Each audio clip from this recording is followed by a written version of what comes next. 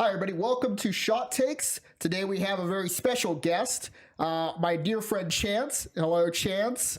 Hey Hi, everyone, Chance. how's it going? This is the first episode of Shot Takes with Chance, not the second one. If you think this is the second one, you're wrong. Completely wrong.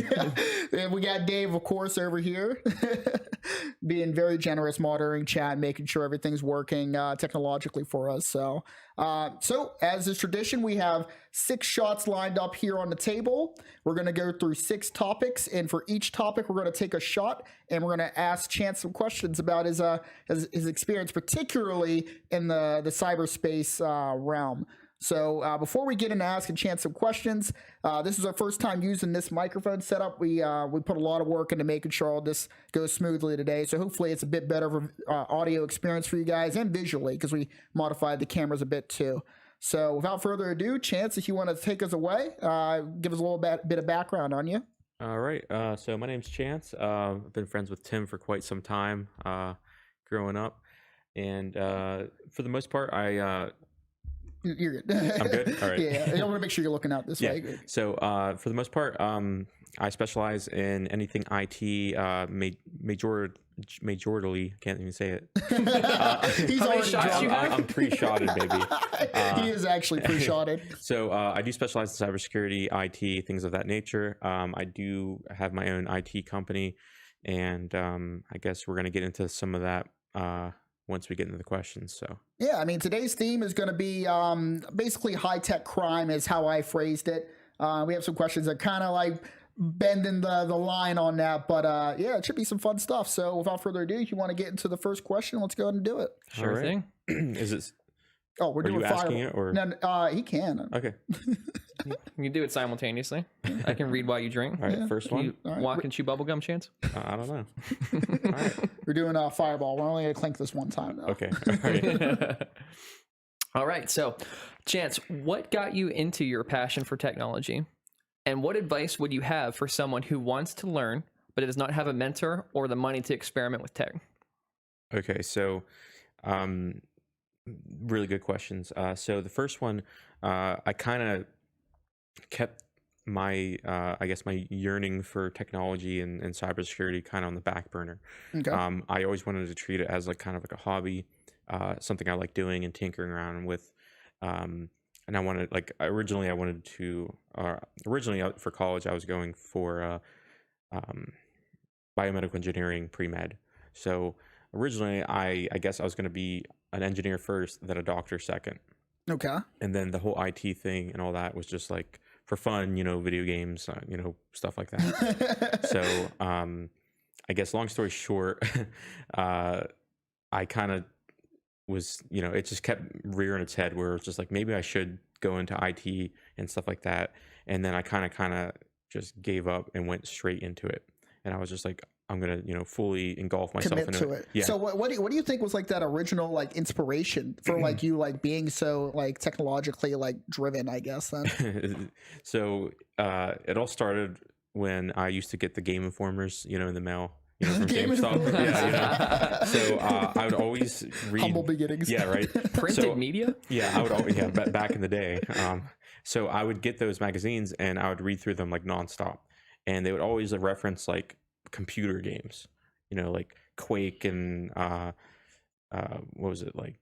It was like Ashan's Call and like RuneScape. I don't even think RuneScape.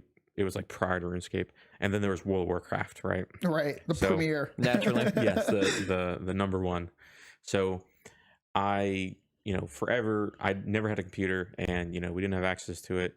And then one day my aunt said that she bought a computer, and I was like, oh, that's my green ticket, right? My golden ticket to start playing World of Warcraft. So even then, it took me like, I don't know how long. I was a paper boy, so it took me forever to save up You're a enough paper money. boy. I didn't know that. Yes, I was. You did your hustle off. Yeah, I even had rollerblades and everything. I was efficient, so extremely efficient. So I finally was able to buy World of Warcraft, but I didn't know there was a subscription with it. Okay. Oh. So yeah, my grandma came in clutch for that one. So Yeah. She your sugar mama. yeah, she was. So I finally got World of Warcraft. I installed it on her computer, and like I basically like took over a computer. Like, it's the best way to put it.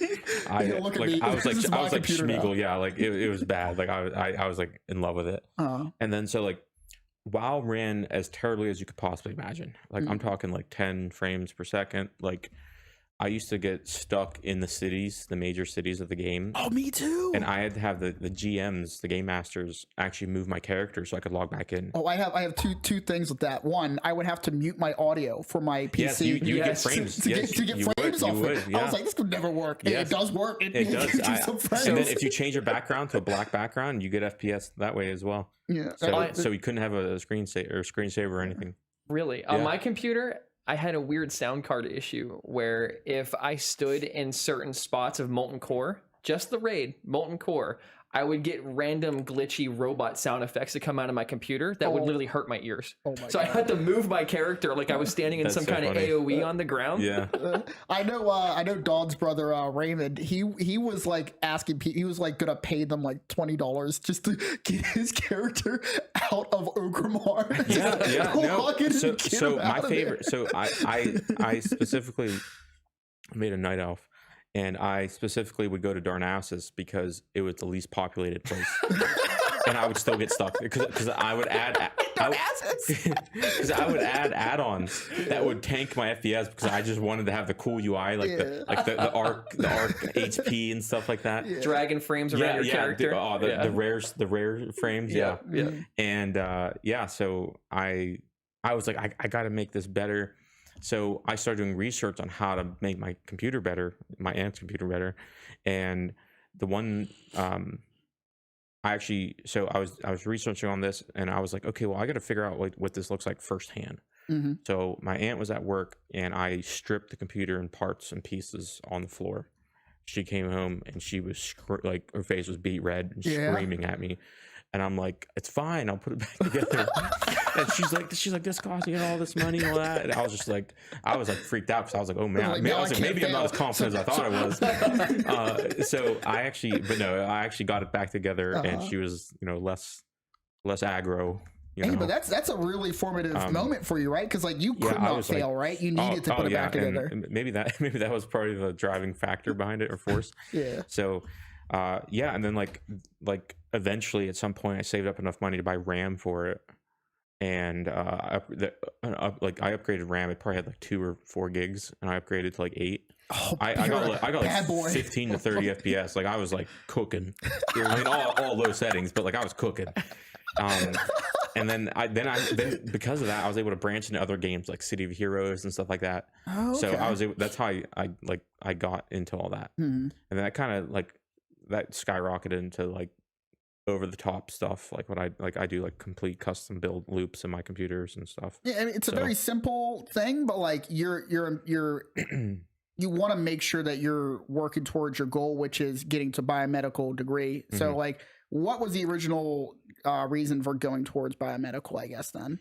So honestly, it's kind of like one of those titles where it's just like, okay, well, as an engineer, statistically speaking, or as any type of doctor, you'd be well off in some capacity. So it was kind of like, okay, well, I know these routes can end most likely in pretty much success no matter what, as long as you get to it.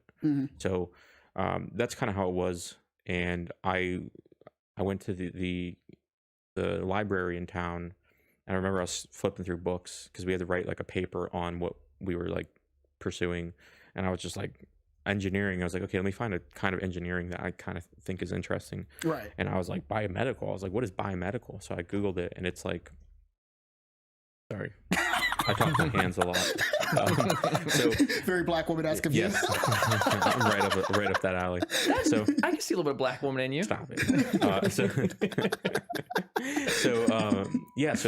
biomedical engineering sounded really cool, and then I found out it was like there was numerous aspects to it, but it was kind of like a branch of electrical engineering where it could have been more so mechanical would have been more like actual prosthetics, but then like the electrical portion was more so like, I guess, like more advanced prosthetics. So then I was like, oh, that sounds pretty cool. And on top of that, like I'm already familiar with electronics, I could do all that. So I was like, yeah, that, why not, do that. and then have the pre-med on the back burner. So because you don't have to necessarily go for like a pre-med, you know, what is it, like bachelor's or anything like that. You can go to any other field.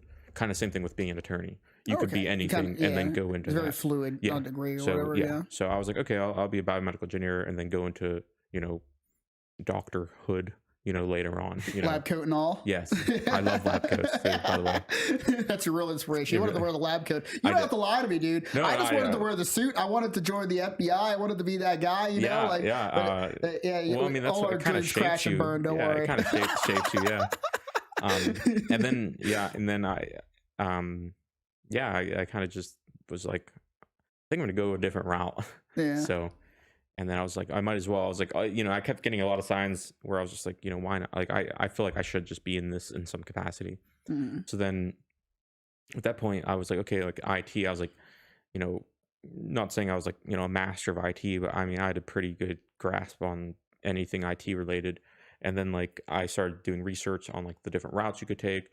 And then I was like, you know, once again, I was like, okay, what seems interesting to me that's also going to give me a challenge? And I was like, okay, well, cybersecurity is kind of like, you know, the more of an end game, you know, version of, you know, I guess generally speaking IT. So, and I was like, that sounds really cool. And then, you know, naturally every child loves the whole hacker aesthetic. Yeah. You know, Was it like a movie or a show or something? No, actually, I didn't ever watch any hacking shows or anything. And it was just kind of like it wasn't like that whole thing was kind of cool. Just being, I guess, like, you know, I guess it comes down to like having that power to do stuff that most people can't, and it's kind of like almost magical to some people. Yeah, you know, I love that analogy with technology. But like, I never was just like, yeah, I want to be a hacker and hack stuff. You know, it kind of actually was like nowhere near that. It was just like, oh, like this is how you do stuff, and like, so I started learning. Like for me, it was like learning stuff that just turned out to be, you know, AKA hacking. You know, okay, like once you start learning about like, you know, SQL, you know, inquiries and stuff like that, and you learn it's just a database, and you're just ramming stuff in there that really shouldn't be in there to make it behave how you want to, then it's just like, well, you're hacking at that point.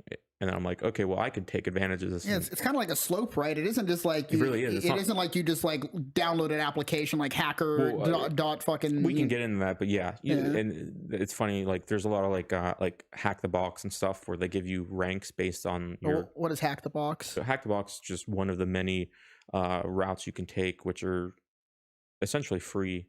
For, I mean, everything has a paid component, but like you can get pretty decently far in it, and you learn quite a bit. And it's, you know, they teach you the basics of Linux, and then you kind of they use Parrot OS, which is my ideal OS for Linux, and you know, do different things. They have different like challenges, you know, the little, you know, capture the flag esque stuff to, you know, once you really get into it, it's like, you know, corporate level networking topologies and stuff like that. But yeah, I always find it interesting that a lot of like inspiration comes from just like people just like wanting to like recreationally want to do it, right? Like it's kind of a game, right? When you're doing these hack the boxes things. Well, exactly, and that's where like capture the flag. I mean, that's a game. You know, you get in there, they hide a flag in somewhere, a directory somewhere, and you have to get there. You have to get there, and then you open it and you see what it is. A lot of my schooling, we use Range Force, which is like that. You know, it's like, okay, like how, you know, come up with a SQL injection query to, you know, get it log into this web page, stuff like that. So what is like, SQL? That's structured query language. Yeah, SQL. If I'm not, SQLite. yeah, if I'm, well, yeah, there's things like that. If I'm not too far gone already. It's how you read databases, particularly in phones, is what I know it's used for like reading like Apple products, because they're very difficult to like crack and such when it comes to like cybersecurity and such. And one thing I learned about like that aspect of like getting into like cell phones and stuff through SQLite and stuff. There's a lot of information in iPhones that you wouldn't expect. Like, you take a picture on your iPhone, it actually geolocates where you are when you take that picture, and you can recover that data and link that, you know, for evidence like or whatever. Metadata. So that's almost like any Samsung Galaxy type phone, like stuff like that. Yeah, like you can pull photos. So like typically like what people do is like some good practice actually would be to go to garage sales, pick up like flash drives and stuff, Mm-hmm. and then you recover all the deleted data on it, and you can sometimes get photos, and then you can actually inspect the photos and see where those photos were taken, just for like practice and stuff. Wow. So because like whatever you delete, it's never really deleted. Yeah. You know, It's just you gotta- memory rewritten. Yeah, I guess you want to explain the memory rewrite for people that might not know how that works. So whenever you delete something, you're not really deleting it. You're basically just like re-reserving that pool of memory for something else. So even whenever something is written, say you have a blank slate. So the first time you write to it, and you delete it. So say you have a photo saved, that photo is saved there. And then when you delete it, it's just saying it's marked for deletion. It's saying, hey, if we need to, we can rewrite this. Mm-hmm. So, and whenever you delete it, it says you have the space free again. I mean, I guess you really don't /do, depending on how you look at it. Mm-hmm. But yeah, so, and all that stuff is basically just recoverable. There's there's services that they recover like hard drives and submarines like at the bottom of the ocean, like Yeah. like if you need it, and there's people that can do it and recover whatever it is no matter what. That's really cool. That's why like there's different types of I guess like secure-ish destruction methods for memory sources. So like you could degauss it, which is a giant magnet. That's depending on if it's a hard drive, like a hard drive disk, or like a solid state drive. But like Breaking Bad. I've never watched Breaking Bad, so I don't know. I'm sorry. They drive a big magnet to the side of like an evidence locker to destroy evidence. I mean, I don't know. I guess depending what's in it, it could work. You never know. But most of the time, it's like shredding the hard drive and then like completely just obliterating it is the best method to get rid of its stuff. Right. So. Yeah, so I mean it's really interesting background. So are you where you want to be now with your career, I guess, or is there somewhere else you want to go? So I can say educational wise, I would still want to get my PhD in cybersecurity. Okay. What does that open up for you then? I mean, not much. I mean, it's more of like, I guess, like a flex. When it comes you want the lab coat? You can just tell me you want the lab coat. You want to be called Dr. Chance? Well, that too. So it's the name, and then like,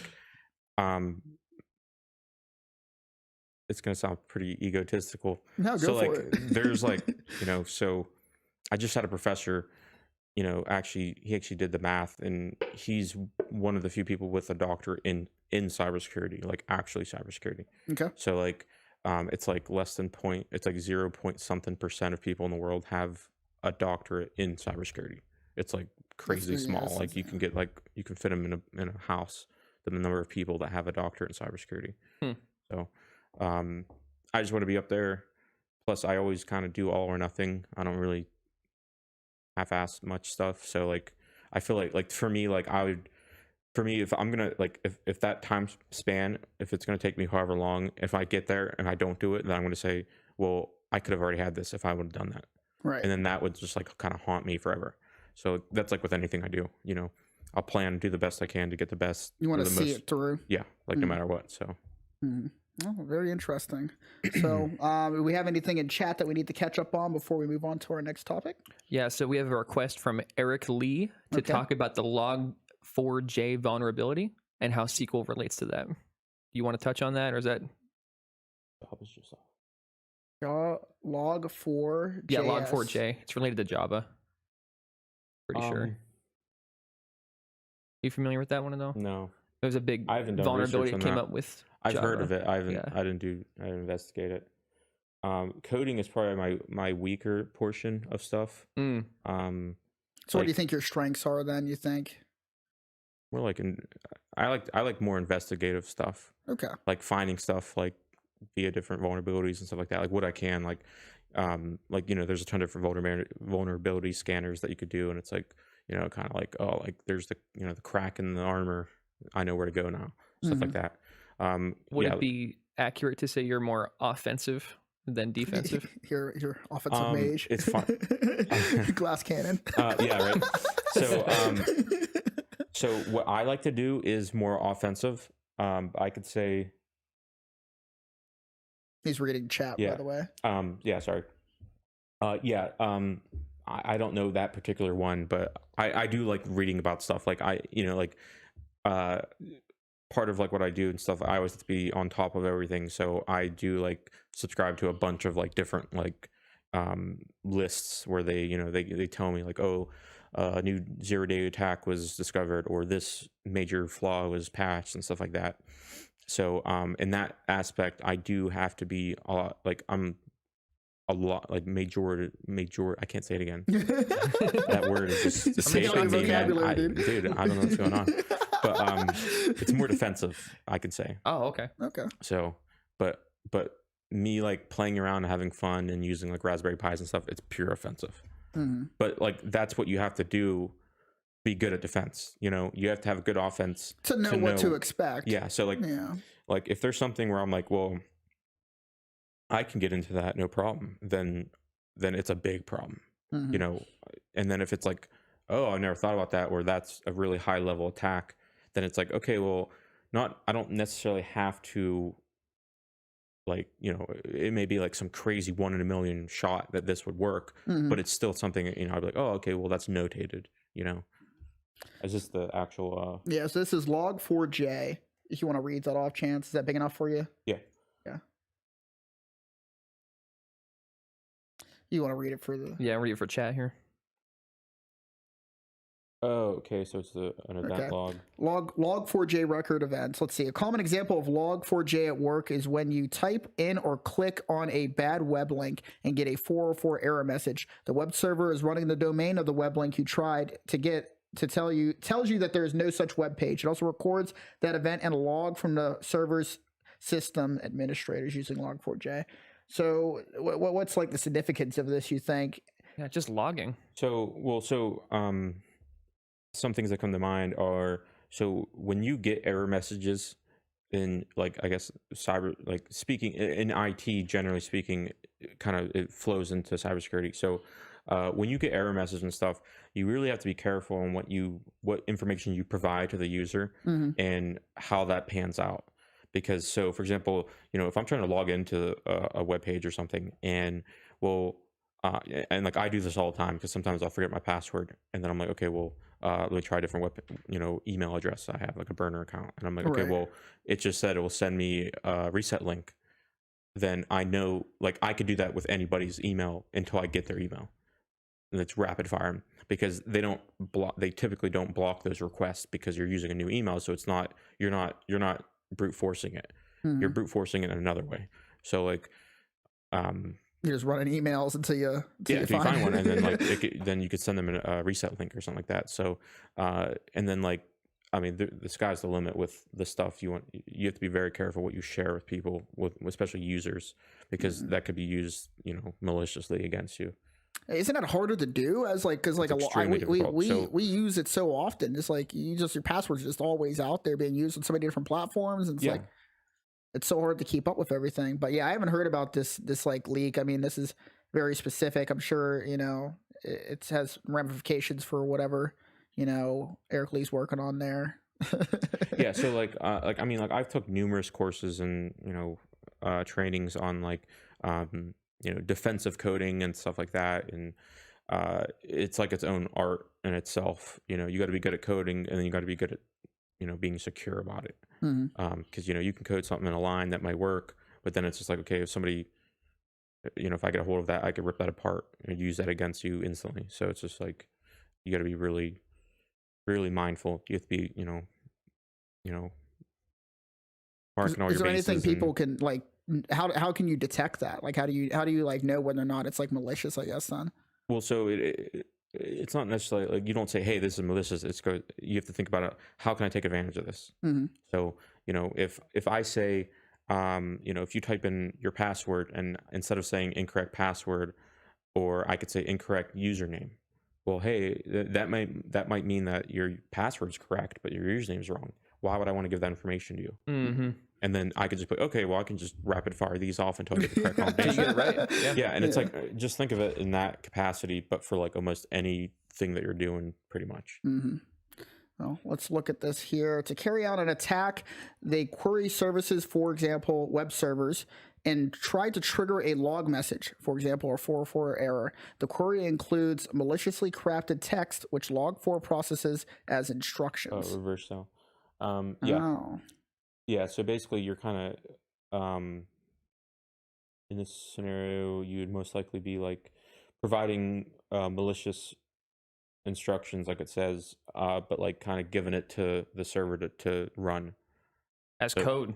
yeah Yeah. that's what kind of like what this is. So whenever you're running this kind of stuff, you're forcing the system, like you're like you're injecting stuff into the system that shouldn't be there, and then so it's saying, hey, well, Doesn't it look for some kind of like administrator, like I don't know, like title or something like that whenever it like puts in that request? Or so you should like you can actually define what inputs to detect and invalidate them.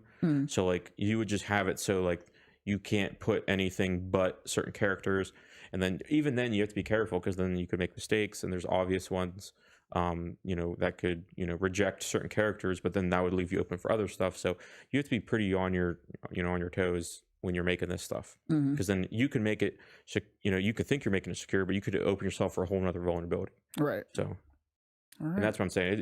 It's its own ball game. Like you got to be really good at coding and really aware of how threats could be interacted, with, I guess, your coding system or whatever you're running. Well, time to let's go ahead and move on to the next topic here if we're ready. Cheers. All right, question number 2. Big left field turn here. Okay.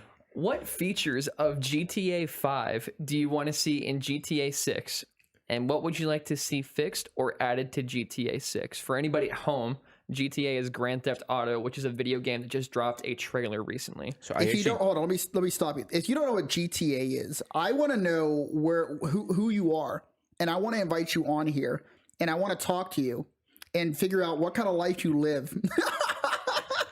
Not everybody's mega nerds like us, Tim. Yeah, It's Tim. GTA. It's GTA. Like, I mean, a lot of people do know what GTA is, but like, so actually, I just watched that trailer, by the way. You can and play it. We have the link. yeah, if you wanted to, we could. If you want we to. have it there. I'm not gonna, I don't think I'm gonna reference anything directly in it, but so I don't know if this means I'm a psychopath or the opposite. So in Grand Theft Auto games, I really hope they up the realism of the driving aspect. What? I think it's pretty realistic. Well, as in like, so like I like how like I used to behave like normal traffic. A lot of people do that, actually. I do, and I'd put on my blinker, and then I would bang at Ricky, and then like somebody would ding my door, and I'd get out with like an AK, and then I'd be like, I'd get back in the car and be like, huh, better get to work, like stuff like that, like so like that. Like, I don't know, like I like dividing it up and like doing other stuff besides the. Have you ever considered like taking part in like the GTA roleplay type servers and stuff like that on Twitch? Good So.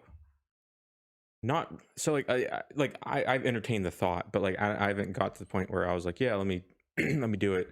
'Cause A, I don't have that much free time anymore, and then B, like I only know like the major roles you could be, like like an ambulance driver or like some kind of like, I don't know, like a police officer or Be something. a lawyer too. You be a lawyer on there, like that'd be hilarious. Yeah, Like yeah, court and stuff. You gotta go to. no, there's no way you gotta go to court. Like I got a case in 15. I can't work today. Like I gotta take off work in real life to meet a court case on GTA 5. Call your boss. Can you and say, imagine I've got saying court. I need Yeah, off. but I got court. I gotta take off. And they're like, oh wow, that's pretty bad. And then it's me in my underwear playing like at my computer, like Objection. yeah, objecting, screaming at the mic, my neighbor, like. Well, that's really GTA roleplay, for people who don't know, I mean, like it's pretty big on Twitch, or at least it was at one point. People get on there and they pretend like they're actually like police officers or EMS or like just civilians, just like acting a fool, or gang members, whatever else. It makes it feel like that's why I would want GTA to actually feel like if I was playing it, to be completely honest. But I guess like I would be like some type of criminal.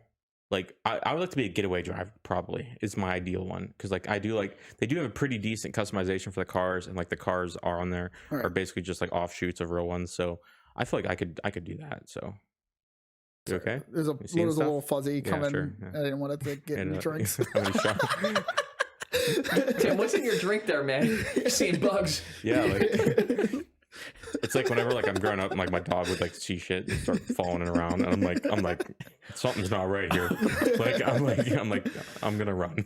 like, So you wanted to have more realistic driving. So like, what's like not good about the driving in GTA 5? it's not that it's not good. It's just like if they could like if they could make it like Forza Horizon level in GTA, like I'd be. Do you think that that's a little off-putting for some players? That if it's that like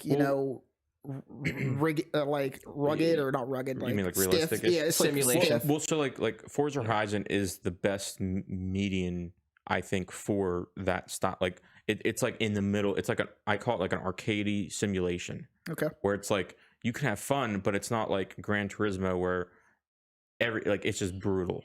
Like, you know, you can't hit 70 around a bend or you're totaling your car.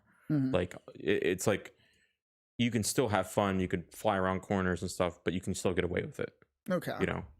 So. Yeah, I think it might be interesting dynamic to have like, you know, just like the normal cars drive like how GTA 5 cars drive, and then have the upper echelon cars drive like that and get better performance out of it or something like that. Yeah.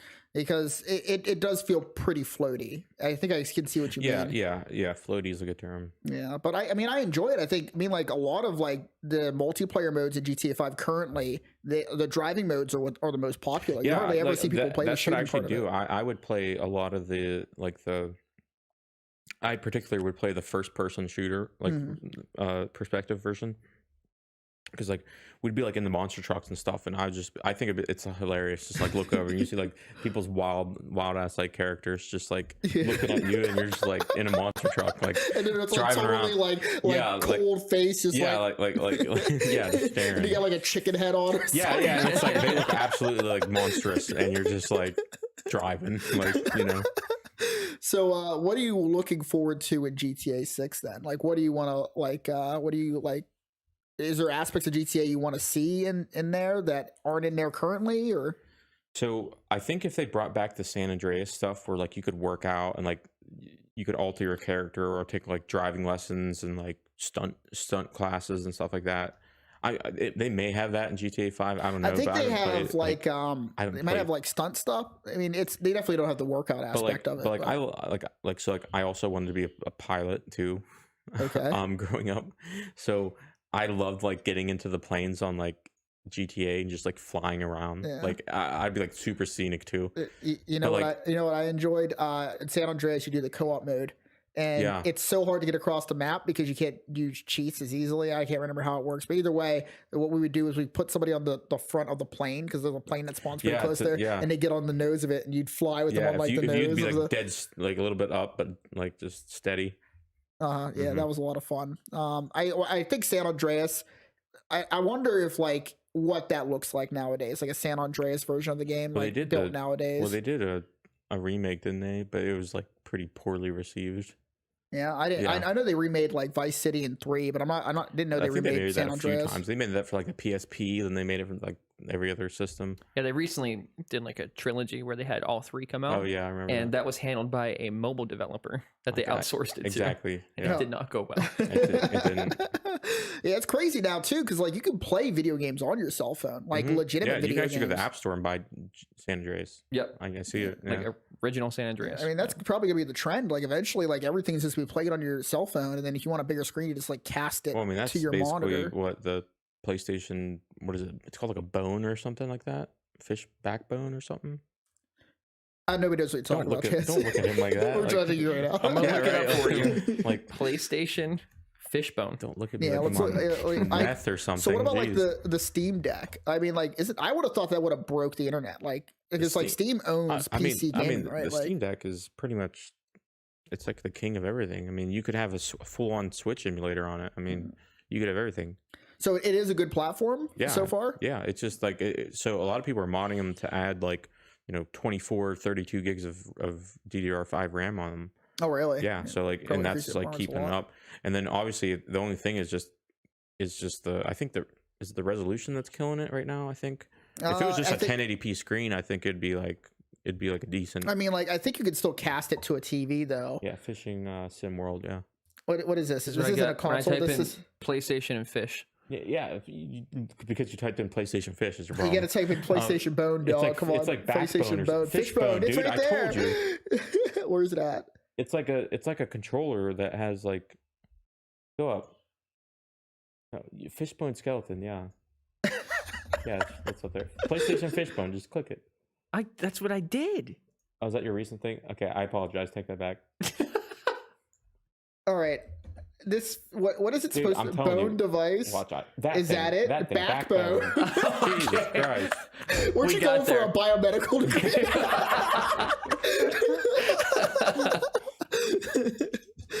It's the same thing. I want the whole thing to be Backbone. It's only $100. That sounds like it must be bad. The problem with that is I believe that you have to have your PlayStation on and running, and it's just it's like GeForce Now. Yeah, it just streams it. Yeah. Yeah, that's cool. So like, Nothing wrong with that. they could have just had a PSP. Like I had a PSP back in the day, and then it was just like it was like ahead of its time almost. Like it was just like if they had that now, it'd be like all the rage. I think. Yeah. I'm surprised that there's only so many consoles like even try and emulate what the Switch does. It's like it's the Steam Deck, and then what else even is there? I mean, like, this isn't. I mean, it's basically VR stuff, and then it's the only thing portable is technically like like a VR Quest, but then like you basically plug that in and run it on your PC anyway because it can't handle much. Yeah, that's like one real thing that kind of disappointed me about the Oculus is that like I bought it expecting to be able to just like play stuff like Beat Saber and everything completely separately. It's like it tanks your frame rate. oh, and it looks like it's like stick figures. Like yeah, it's slugging. But yeah, I mean, pretty much you have like three things. You have PC, you have portable PC. Like, you have A laptop. You have I almost said Verizon. I almost said you got Verizon, you got AT&T, you got PC. I'm all over the place. Yeah, you don't want to go to Sprint. That's cell phone. That's funny, dude. Yeah. So what else we got here? Yeah. We talked about GTA for a bit here. Yeah, we're ready to move on to the next topic. Nothing new in chat, so we can move on, or we can play the trailer, or we'll move on. Google more variants of Bone. I think we're good on the bones. Yeah, we can move forward. I just want a little palate cleanser before we get into palate some. cleanser. I can't wait. Yeah. All right. What do we got here? Chance, our beloved Dave. expert of all things cybersecurity. Dave. Fact or crap? Are VPNs an effective tool for online protection? For looking at stuff that's like outlawed in your country, like as in like a movie or something, yes. That you don't watch. Yeah, that I don't watch. Yes. Allegedly. Yeah. For everything else, no. So why? Why is it not an effective tool, but it's being touted as an effective tool? So because there's a lot of ways around it to track you. Because no matter what, you're still making contact with that entity. So, like you watch like CSI and stuff where they're like, oh, he's using a VPN, he's all over the place, and like and they show like the map where it's like pinging from like Switzerland to like across the world and like back, and then it's like so like depending on who your carrier is. So I guess another way to put this is whoever your adversary is has a lot to do with what works and what doesn't. Okay. So, yeah, when you're trying to trick Netflix and allowing you to watch a Spanish opera, no one cares. like no one's gonna hunt you down. No one's gonna be like, let's put $50 million worth of assets into tracking Dave out because he wants to watch, Paragatto Fiesta 3. Like, I don't know. Like, It's very specific. It was. So I guess, do you use a VPN? Do you still use one even if it's like... If I'm just... I mean, nothing... I mean... I remember that at one point you used, I think, double VPN or something like that. Close to that. So Yeah. So actually, most VPNs now have something along those lines built into them. Like Proton has secure core. There's kill switches and stuff like that. Which basically, if you lose access to that secure tunnel, it kills your internet connectivity. Okay. So some VPNs, especially any free VPN, is like the worst thing you could ever have in your life. They're selling everything about you that you're doing, and you know, if you're so I when it comes down to it, you're basically trying to cover your tracks against the United States government. That's who's going to be coming after you. The local police station, they're going to whatever crimes that you're trying to cover up. That's when it starts getting the territory where it doesn't, depending on what you do, it doesn't matter what you have unless you're doing like some, you know, proper level stuff, I guess. Did somebody say anything? It kept me from getting DDoS. Yeah. So disconnected from playing War Robots. What is War Robots? I've heard about It's a Russian free-to-play game. Yeah. So Free-to-play. Yeah. $5,000 later. So it looks up into the camera slowly. Fades to black. Yeah. So like for example, like this stuff is like, yeah, like if you're using your, you know, a pretty decent VPN, you know, that's gonna get the job done. You know, because probably what they're doing is they're identifying people that aren't from Russia, and they're probably trying to kick you off or do something with you. Right. So now when you're trying to do other stuff, I'm just gonna lump that all together in one thing. Other stuff. Yeah, like that's not gonna help. You know, you know, and you gotta really know what you're doing. You gotta be, you know, there's things called, you know, like nested security setups, nested VPN setups, stuff like that, where, you know, just saying hypothetically speaking, like you're on a burner laptop that has no connection to anybody. You're running nested VPNs on, you know, a RAM loaded OS, and, you know, you're sending it off to some other world. And like at that point, you know, you're sending it to McDonald's and in a different state off to somewhere else to do your bidding for you. You know, can you be caught? Yes. Depending on the amount of resources and the people after you, then that is when it comes into play. So how much effort would it take for somebody to like get past the VPN if they wanted to get past the VPN? Like a standard. Yeah, like if you have somebody like let's say that you, I don't know if you have the skill set to do that, but let's say if you really wanted to do it, how long would it take you to do that if you wanted to, if you could? Not long. Like I said, like it depends. Like it depends on like what information you have, who you're going after. You know, if you're just like, hey, there's a guy named Bill 4 states over, you know, find him. He's using a VPN. Like I know stuff like that. Like me, like I mean, I could do it, but like it can take time, obviously, to locate this person. But like I said, if he's a wanted criminal for crimes against the United States, he'll be found by tomorrow morning. Like, you know, like it's game over. Like you can't get away. Yeah, that's like the best way to put it. Is it depends what you're doing and how you're doing it and who you're trying to get away from.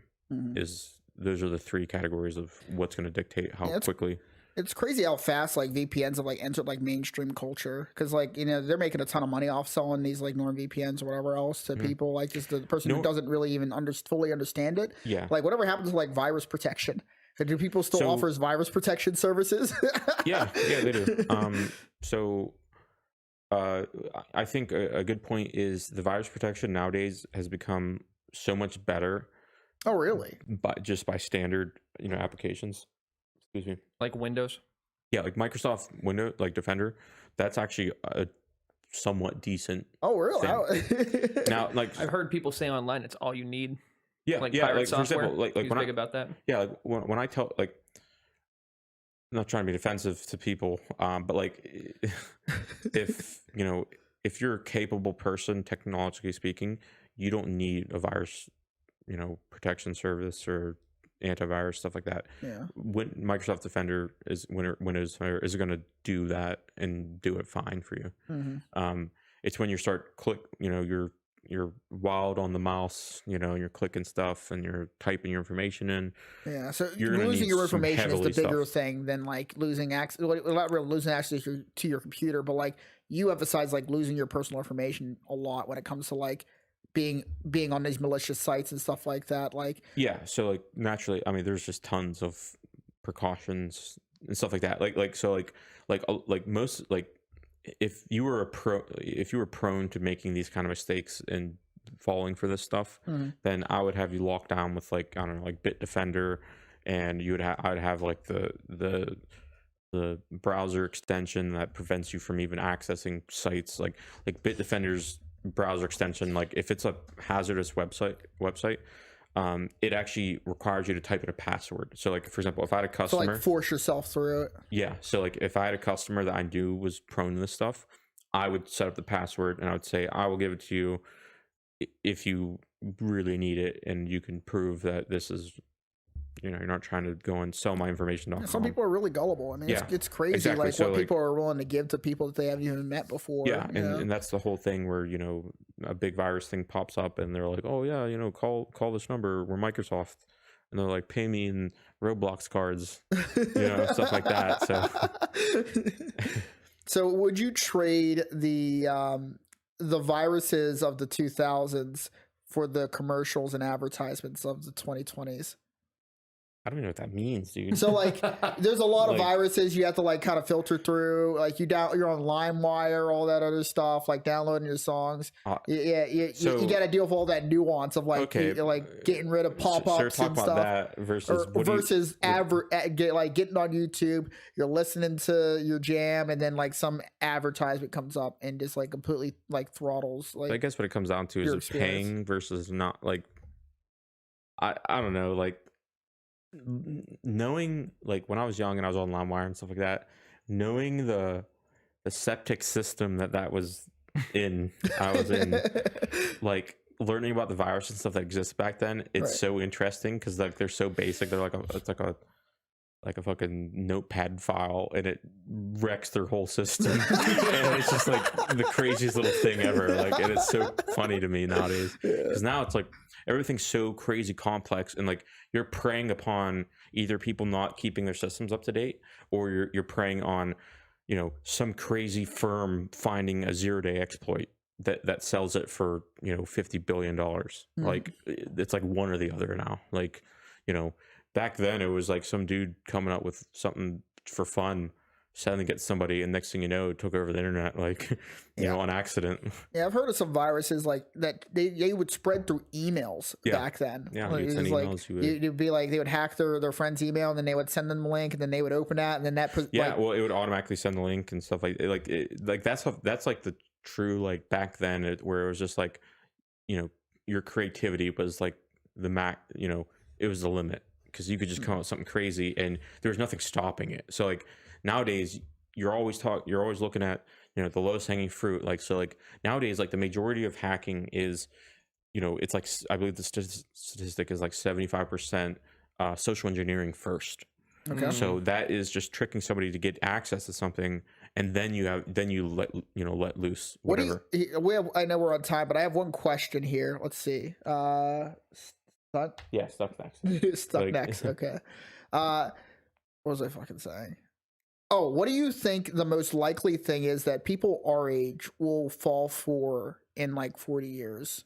When, like, the old people, we're the boomer, when we're the boomers, when we're the people like getting called or messaged or like sent like links and emails, like, what do you think that we should be worried about, to the extent that people who are in their 60s and 70s, like, giving all this money over to scammers and shit like that in India? Like, what do you think that would be for us?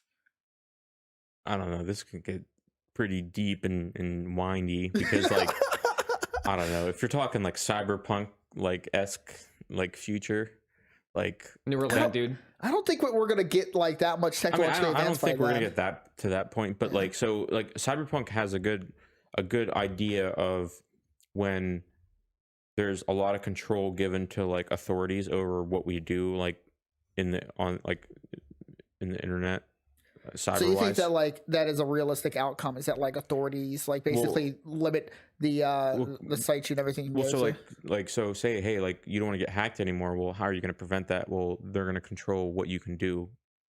So you can't do something that would get you caught, like get you in a bad situation, but then you're giving up control.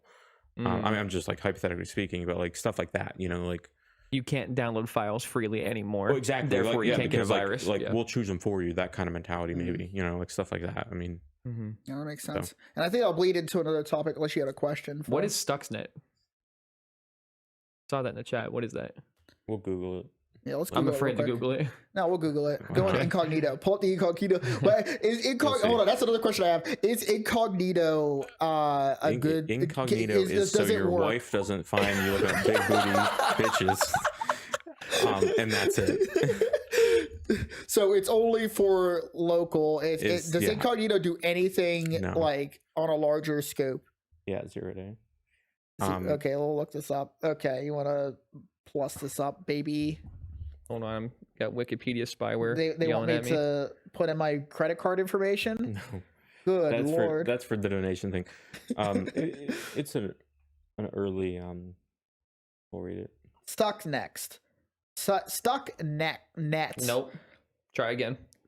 Stuxy next. Stuck next. Malicious computer worm. I've never heard that before. You've never heard of a computer worm? No, I have computer virus, whatever is like what I've always known. What is the difference between a virus and a worm? But we'll get to that in a second. First uncovered in 2010 and thought to have been in development since 2005. Stuxnet targets supervisor. What is it? Am I saying it wrong? Stuxnet. Stucks. I'm not saying that. Target supervisory control and data. That's really like in the weeds. What is this saying, Chance? Translate. Like they're So primarily it's believed to be targets. responsible. I always say that's a key word for this. So stuff like this, I guess. So there's cybersecurity firms. Like I said, you know, I said like, okay, like they're gonna be sold for billions of dollars by firms that research this. Okay. So there's research firms that's all they do. Like their goal is to find 0 days and then put them to work, I guess is the best way to say. What is a 0 day? A 0 day is an exploit that is not in any known database that cannot be found by like, you know, like so typically No, like it's a homebrew hack. no, I guess Brand new, I think is what he's saying. yeah, brand new. Never like before it's known. not like some dude in his house. Like the odds, like I would say the odds of that stuff being found by everyday people nowadays is just beyond. Like that's Slim. probably a good thing like that. Like in the future, like right now, it's at this point, it's firms, billion-dollar firms for like, Joint plans between the United States and Israel. yeah, it's like firms from like, I think I didn't mention anything about like the 13 eyes or anything like that, did I? No. Is it 13 eyes? Yeah. So What is this, a cult? no. It's just like an ultimate for some hacker. I'm gonna hit him with the 13 eyes now. My 13 eyes are charged. Your database is mine. I do like Piccolo, and I'm like, I pulled like the eye. Like Naruto. Yeah. But like firms are typically, I guess like bound by countries,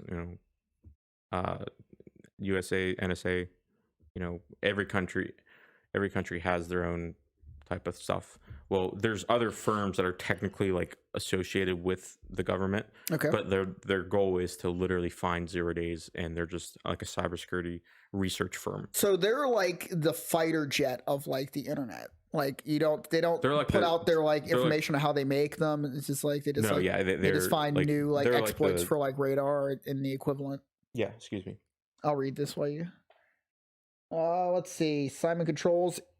It was to stop or slow down the nuclear program of Iran, Middle East, bad actors. It actually messed with the timing of the Simon's controlled. What is that? Controlled centrifuge. Okay. To be specific, Siemens is a big controls company used in power plants, all kinds of PLC And controls. so like all that stuff's always offline. Mm. So Actually, if this is one I remember where they targeted people and then they uploaded it via USB into the offline systems and it kept getting hacked. I can't remember which one. But was I talking about 13 Eyes, or was I talking 13 about Eyes. I would like to hear about this ultimate. Okay, so the 13 Eyes are basically the top dogs of each country, and there's 13 of them. It's major world powers. I thought that was individual people. Like they just ascended to the rank of an eye or something. Yes, there's one eye. No, it's basically the world powers. Oh, so, okay. And those powers have no one to answer to. So, like when I say like there's, if you're depending on who you're trying to get away from or hide from and what you're trying to do. So those, like the eye of the United States is the NSA. If they deemed it necessary, you would be found in like 15 minutes. Can Like, you look I'm it just up real saying, quick, like 13 Eyes? I just want to look at this real quick. I know that we had. Before I look this up, am I going to be on a list? No. That's so funny. 13 Eyes. I don't know. I might have 5, 9, miscalculated 14. eyes. How many eyes, Chance? 14 eyes. 14 Eyes. Okay. 5 Eyes Intelligence Alliance. Okay. I was probably watching a little bit of Naruto. Hit him with my Sharingan. Yeah. Get them in a Genjutsu. That's how we destroy the world. I'm start doing like hand motions and stuff. Like, No longer computer code. It's just yeah. Genjutsu. Keep doing that like for 15 minutes. Snowden. Okay. But so long story short, like it's basically saying, there's a power in each major country that has the power to kind of do whatever they want, cybersecurity wise, intelligence wise. See, that always fascinates me. I just wonder. I know that like handling the intelligence and like the propaganda for like war is going to be a big deal for any nation in the modern era. I just wonder how. What is this? What do you got here? I don't know. I put the images that came up. With their eyes, just looking. I'm interested to see how it actually shapes world wars moving forward. Is what I was going to say. Yeah, it's old. I love this picture of Keith Haring down here. 13 eyes. Yeah. Is this what you're talking about, Chance? Yeah. It's just 13 eyes. She's an SCP. She's just in a room.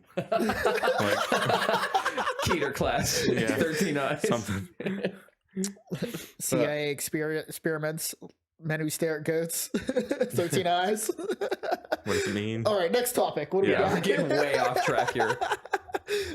Wait, so we were talking about the 13 eyes. Yeah. I want to cap that first. So you're talking about the 13 eyes and how they have different organizations involved, or how is this related to Stuxnet? So, I guess it has some connections, but like I guess the point I was trying to bring over was there's organizations that's their whole goal. They come up with these 0-day exploits, and they're just like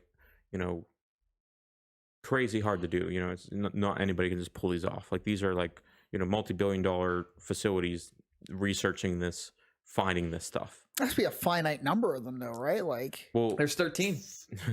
yeah, I mean, I guess theoretically you could say that, but like, yeah, these are crazy hard to find. Your average person isn't going to be finding these probably much at all anymore. mhm. Like, because everything gets patched out, and that's where the whole keeping yourself updated comes into play. Because if you're not updated, then that's what you would prey upon. There's like nowadays, like to go back to like the hack the box stuff. Okay. So like they give ranks to stuff, and you start out at rank. It's called script kiddie, which means that you just you run a script Little and you baby. run stuff. Yeah, like you're not capable of doing anything, but you can download something and you can click run. Like that's what a script kiddie is. So like that's your first rank on there, and that's kind of fitting because that's all you're capable of doing. Okay. So, and then once you actually know what you're doing, you don't have to run that. You could actually do stuff manually. You don't have to. You could run exploits. You don't. You could learn how to do like really advanced things with your tools. You know, because like you can download vulnerability scanners, or you could just pay a shit ton of money and run like actual like name brand off the shelf software stuff, and just click a button, and then it's like, okay, well, you know, this is vulnerable to, you know, XYZ, you know, vulnerabilities, or, you know, exploits, or 0 days or something like that. And it's like, okay, well, if I already know that it's vulnerable to this, then I could just directly go straight for the heart and go and do this. So okay. Well, thank you for that explanation. Cool. Alrighty, so Anytime, Tim. I forget what the next topic is. I'm hoping it's the one that I'm hoping it is with the TikTok stuff. It is TikTok stuff. Okay. All right, so go ahead and take our next shot there, boys. Yes. And we'll get it pulled up. Just to catch up with chat super quick, Eric said he still spends money on virus protection, and also that Chance would be the one making viruses. Actually, making viruses is really fun. Well, Okay. you can clump those in the like malware and stuff like that. Technically, they have different terms for stuff like a worm and like stuff like that. Right now, I'm probably incapable of remembering the differentiate them, but they technically have different terms for like worm and Trojan and stuff like that. Right. But you're totally that guy. You're the ITGIRL. Speaking of TikTok memes, do you think, in your personal and professional opinion, that TikTok should be banned due to its function as Chinese spyware? Yes. Really? Alright. Yeah. It's Like not memeing right now. no, 100%. Do you watch TikToks? I guess I should ask. No. All right. So if you have no stake in the game, No, I don't. let's say they were like, let's say it was like Instagram. YouTube. Or no, not YouTube. YouTube's like kind of like, I mean, maybe it is YouTube's YouTube like for my the most younger important app. generation. Yeah. So You like, know? Yeah, mine too. do you use Instagram or YouTube more? YouTube. Would you be I actually upset? pay for YouTube Premium. Would you- I've been paying for like years. I Like, have too, and they're up in the 5+ years. YouTube subscription prices next year. I mean, I don't like pay for TV. Like, I don't have time to watch TV, so Yeah. I don't like. I'll pay $15 for YouTube Premium. Like, So, do you think that that's like an issue if they start to ban sites what do you mean? in the US? What do you mean? Like, let's say they did just like ban YouTube because it had like some kind of like critical flaw. Are you like okay with them choosing what it is you can access on a site, I guess? And to frame Tim's question some more too, you don't have a stake in the game when it comes to TikTok. But imagine that TikTok was YouTube. Yeah, exactly. Right? And you're saying that the security vulnerabilities with TikTok is on YouTube. So actually, funny enough, so I do have some idea of that. Okay. So I mean, I guess I wouldn't have a choice, but like, I don't know, I would probably try to go roundabout ways. Like, I don't know, if there was some crazy TikTok I had to watch, then I would go on YouTube and search it. So then I would find some other means of Yeah, I mean, finding like that's that. when you use the VPN, right? It's when the VPN no, gets its no, money. no, I mean, I wouldn't do that at all. I mean, that wouldn't make a difference. Yeah. So, I'm talking for just like the average person. If they really wanted to get around it, they could still use a VPN. I'm assuming they couldn't use a VPN to get around not to watch for what TikToks. TikTok does now. Well, no, no. Do you mean like? So I'm trying to flip this around. So if you're saying, so a VPN will not, deter what TikTok does, is what you're saying. If what you're asking. Well, I don't understand that. Tim's saying if you were to have TikTok banned, somebody would just use a VPN and then To get it watch that it. way, or go on YouTube generically and search speaking, it. yes. Yeah. But like, It wouldn't. not. It wouldn't be as beneficial because then they wouldn't know for sure where they're exactly located. Like I would I assume. mean, yeah, yeah. Unless they had like wires so, tapped or like, something. I guess to make it clear, yeah, they would know. There's no way around it. So what does that look like moving forward? If it's like, I know that we have some articles here. I don't know if you can pull them up. I put some in there. I think it was from the New York Times. They wrote an article, I think like a week ago, that went over TikTok was banned in Montana back in May of 2023 this year. And Was that statewide or statewide, yes, it was banned Really? in Montana, but and multiple government agencies, I think like like 20 plus government agencies had banned TikTok as well for government on government devices. Correct. Because obviously if it's a spyware, they could use that to try Correct. and look at like inwardly on like, these servers or whatever else. But it's, I think like January of next year, they're going to be putting it in court of whether or not it's a constitutional right to be able to still access TikTok, despite it being used as a Chinese spyware. So I feel like that's just going to be struck down instantly. So whenever they're referring to something like this is national security. So there's no getting around that. So I'm just trying to like really understand it. I'm surprised they even allowed it to even. I mean, they probably let it get this far because people want to have a choice. Yeah, the stipulation is whether or not it's American owned, so that they can kind of like do whatever they. Well, so the problem is TikTok has, so when you have a certain number of people in a Chinese company, then you have to have a designated Chinese Communist Party leader, whatever the term is for him, and so that person is bound by China to divulge any and all information that they want at any point in time. So, and basically what that means is, people just say, well, they're over here. They could just say no. Well, that means their whole family will be killed. So like stuff like that. Like, so they will do this no matter what they say, no matter if they go to jail for the rest of their lives, doesn't matter. They're going to give whatever information they can to China. So that's what it comes, like, that's the actual issue at hand right now with this. So when they ban, everybody from utilizing this, that's why. So it's to prevent that information, because they could just say, okay, well, Bill works at X government agency. I'm going to send all the information about him, where he goes, everything about him, find out anything else that could be potentially national security. So yeah, I mean, it's a totally realistic way, because it's not like China has the ability to just like tap all of our like internet lines or whatever else. So this is like they do. Yeah. So how do they do? I mean, so like I said, they're one of the, I mentioned 13 eyes, whatever, the 15 eyes. Okay. So they have no one to answer to. And one of the ways that I look at this is, so cybersecurity is kind of like this weird Cold Wars type of thing, where it's like, do we know another country is spying on us? Yes. Well, what are you going to do about it?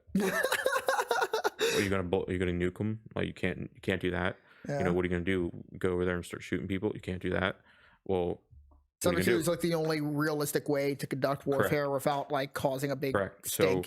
So if they're doing it and then we're also doing it, what is anybody going to do about it? and that's the thing. That's the whole, and that's where the alliances come into play. Do you think people ever like can wrap their minds around that and then like outlaw it, or like it be a big stink, like how nuclear weapons are? It is outlawed already, but that's what I'm saying. It's like this weird Cold War thing where it's like, okay, well, oh yeah, shake your hand. Yes, you're not allowed to hack us. Well, we're not allowed to hack you. Well, why are we still doing it to each other? And no one's gonna. If you come out and say that, then that's bad press for everybody. So it's like this really complex, I guess, way of dealing with it. So would you still find a means to like, let's say that in this case, since you don't have a stake in TikTok, but a lot of people do. I mean, a lot of people watch TikTok. It's the up and coming most viewed platform on social media. If it was YouTube or Instagram or whatever you use predominantly, and you wanted to watch videos, would you still make an effort to watch those videos? And if so, like, how would you like protect yourself from being like discovered that you were watching videos despite the regulations? Excuse me. Well, it depends on my affiliations. Depending on what those are, I wouldn't even be trying to do that. And then like, I mean, I guess now it's really odd, that, I mean, it's like a proven thing, I guess, nowadays, that it's even permitted at this point. But probably because it would be some crazy outrage, to be honest, is why it's even standing at this point. Yeah, I mean, like, nothing's happened like this before. That's what I mean. And like, yeah, like that's why, like, when it, like, if it's state level, I don't even know how this is even entertained at like this for point. me, like, I mean, like all the drones that are used in America, I want to say like 90%, if not more, are made by DJI, which is a Chinese-owned company. Yep. What if the government said, in next year, there's like, all these drones, we can't have them because they're just like providing information to China. What if they said But that so- we are going to shut down but the sale of any of these drones in our country So- from moving forward? and that's where, you know, once again, it falls in that weird Cold War idea that I keep, you know, referring to. Okay. It's like, do we know they're giving all of our information? Yeah. Well, can we stop them? You know, can we just instantly ban all sales from China? No, we would, our country would cease to exist probably, you know, it'd be like chaos. So like, it's like this really kind of interesting, but kind of weird, you know, thing that's going on right now, where it's like, you know, we know what they're doing, but can we just shut it off instantly? No. You know, it's a really complex So where would you subject. put resources? Like, how would you, if you were a Secretary of Defense, how would you realistically like go about like making sure that our country is like, you know, safe from these like potential like spy networks or whatever else? Like, Beats me. I mean, honestly, that's like that's probably why it's still going on, because nobody can solve that. I mean, no matter, you know, whether it's in China or it's here, we have the same. I mean, it's the same technology topologies, same network types. You know, everything's like a big blend of technology. You know, so it's just like, it's really difficult. Like, how are you going to prevent somebody from doing something if you're also using their technology to a certain extent? You know, that, I mean, that's like a kind of bonkers answer, you know, try to come up with. Like, it's just like nuts, really. It's like a worldwide dilemma at this point. yeah, I mean, it's gonna happen. It's gonna happen soon. Like, eventually, TikTok is probably gonna be banned like nationally. Yeah, I mean, that's what I'm assuming is going to happen. So Yeah, I mean, What I really want to know is why. What about you being an expert in your field makes you immediately say unequivocally, yes, TikTok needs banned from the United States? Like, what about what in it is like the concern, so even if it's not super specific? I can answer the concern Okay. part. So that is, like I said, if a company has, I believe it's like 50 or 100 people, they have to have a designated Chinese Communist Party member. So, you know, say I'm TikTok, I have 50 billion people's information, where they live, everything about them, their habits, what products they like to look at, stuff like that, where they're at, who they're related to, who their friends are, who they keep sending messages that's to. the important stuff part, like that. like who they're related to, because like, Well- that's how they eventually spy on the people who matter. So, when that happens, you know, like I said, if they're like, hey, well, China's like, hey, well, time to send us back all that information, and they're like, well, here you go, you know, fuck the U.S., here's all your information, then a lot of people are at stake, a lot of people's lives are at stake, you know, stuff like that. So Does that bother you, Dave? Like What? that China is. Do you want TikTok to remain unbanned? I guess I should ask. I think it's a really good platform, and it sucks to have a good platform, like just having something that is done well be hampered by outside Yeah. forces. do you think You know what I mean? that that's the reason why it's so good? You know, they, you know, could you foresee that, you know, an app like that is created and, you know, I guess like nurtured so much that it becomes a crazy good app, and then it's also hypothetically speaking, you know, obviously from a certain country, you know, it's like, oh, you know, everyone's gonna love this, and then get everybody hooked to it, and it's like, okay, well, you're all under my, you know, wingspan now. I own all your information. So I mean, so what's keeping people from saying, okay, well, TikTok's banned? That's a perfect opportunity for a U.S. company to step up and be like, well, here's a fucking TikTok app that's gonna kick its ass, Yeah. and then just make Right. that. Like, that's what I would say is like why, like, I don't understand why everybody's so up in arms about it. You know, I if agree we with shut you. down TikTok, well, hell, some indie developer could be a billionaire in a month. In America. Yeah, in and that's what America. happened to Vine. Vine died, right? So TikTok rose because, you know, Vine used Yeah. to exist and people wanted that Right. kind of content, right? But I get what you're saying, Dave, where I don't want the government to like kind of like supersede my decision making process for the sake of some arbitrary amount of information that they might get. But because like everybody's collecting my information, Google's collecting it, Facebook's collecting it, Instagram's collecting it. Why do I care as an individual citizen that China's collecting it? Well, so like, even if they get this information, are they going to really do anything meaningful with it? I would say, as an uninformed citizen, yes, that would be. Why do I care? I don't care. I work at McDonald's. I'm 16. I don't know. Why would I care? Right. Well, I mean, that kind of just snowballs. Okay, well, what if you're related to somebody that's related to somebody in your family that's works for the Secret Service? Well, you could potentially put their life at risk. Yeah. Stuff like that. Like, that's the mindset you have to look at it as. And that certain mindset is kind of like, I mean, in the grand scheme of things of like war and stuff like that, that's kind of like, in my opinion, selfish to be like, well, I don't care. It's just, they could have my information. Well, it's like, you never know who you're putting at risk or who you're endangering by that mindset. Mm-hmm. So it's definitely something we're losing as a country for sure, is that broader like American perspective where like we are American citizens. It is very hard to kind of force people into that mindset these days. I agree. It really is frustrating because I see the divide between like political parties or cultures, whatever else, only getting wider.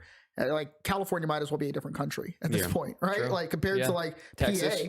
PA or Texas, right? Like it's a completely different country. Like and like I mean in the looking at it in a human aspect. Like, I mean, I don't care. If somebody was from China and they were dying, I'd help them. I don't care. But it's just like the grander picture of it is just complex and muddy. And it's just like a hard thing to do. I hope that this just through unification alone of this technology and this information, like the mediums of technology being able to make us feel like we're one culture, overpowers the need to cause war with other nations moving forward. I mean, as much as I would like that, no matter what, I think war is just always going to be. There's going to be so many people in power that love we'll just go to war and solve it rather than just not killing people. Yeah, but I doubt. I don't think that's going to be the number one choice. As long as it's profitable, it'll still happen. Well, yeah, that's what I mean. I feel like money is, the root of all evil and all this. So yeah, I mean, companies are going to end up ruling the planet and the galaxy. Cyberpunk. I haven't played Cyberpunk, but I did watch that 6 Hour Eve video, and but it's close to that. Yeah, and it's grueling, but it is very interesting. Anyway, we have 2 more questions. All right. Was that a green light? Yeah, go ahead, get saucy. Get saucy. All right, get saucy. All right. I know you're trying to rap her. Are you serious? Look at me. How can I rap? All right. Lyrical You're lucky I was drinking, or else insults would have been coming your way. All right. So, Chance. Yes. How effective are 3D printed ghost guns, and how hard would it be for the average citizen to make one now? So, assuming ghost guns means like polyurethane, baby, can't detect these mamma jammas. Can you explain what a ghost gun is first? I guess. Well, so ghost gun isn't like something new. It's anything illegal gun, whatever terminology you can come up with for them. But essentially, we're talking about a gun that does not have a serial number or any identifiable marks to register it or something like that. Okay. So, back in the day, ghost guns were just guns that had the serial number grinded off them, stuff like that. Okay. Nowadays, it kind of advanced a bit to 3D printed guns. So, do you have any examples we can pull up, Dave, of 3D printed guns whenever you get a chance? Pull up the Is it the Mockingbird? I think that's like one of the first ones that were ever made, and it basically, I think it's like a 22 caliber gun. It's one bullet. And it's just a single shotgun. Like the Abe Lincoln assassination type gun. I'm not even joking. I think it really is modeled after that. But is it really? I mean, like, wow. it looks, wait you see it. I don't have it up on stream yet, guys. We'll see it here. But yeah. So what do you know about it? It might be a bit before we find it. So I don't think that's it. You might have explicit stuff turned off. I mean, what is this? I mean, is there boobs on the gun? It's a gun. Type in gun at the end. We got some knockers, dude. Gun at the end. They got some double D's. Is that it? Shit. Okay, yeah, that's not the Abe Lincoln gun, but yeah, that's the one. I think that's one of the first ones that were made, and it could successfully fire a shot without exploding. Now we're on a list. Okay, do we have this on You're stream? on a list. Yes, it's on stream. So nowadays, you can make these. These kind of gun, I believe these ones were made specifically for like actual self-defense, not like people trying to like, you know, shoot like a fully automatic gun. Right. Because these, I think you can literally only load one round at a time, and it's good for a number of shots. So how many shots do you think this kind of gun could shoot, just from your so limited it experience? depends on what it's made out of. Okay. Right now, the probably the best type of, so in 3D printing you use filament. Filament is basically plastic, but there can be different kinds of plastic. There could be different kinds of infused plastic. Okay. Anything you think of, marble, wood, you know, metals, but it's not necessarily, it's not like exactly what you think. It's not like a pure metal thing. It's like plastic infused metal or carbon fiber infused blah blah blah, you know, XYZ, whatever it may be. So usually these are rated for a certain number of shots because they literally break or explode, stuff like that. So and do you still need like a like an actual like firing pin that's separately made from this, or is that all the 3D printed guns still too, or the 3D print? I think there may be a few that are just pure printed, but like nowadays, if you want an actual like, you know, 3D printed ghost gun, you know, or 3D printed gun, you do like a hybrid approach. Now there's hybrid, there's full plastic, and then I think I would say hybrid is basically the you know, the best median between the two. So basically,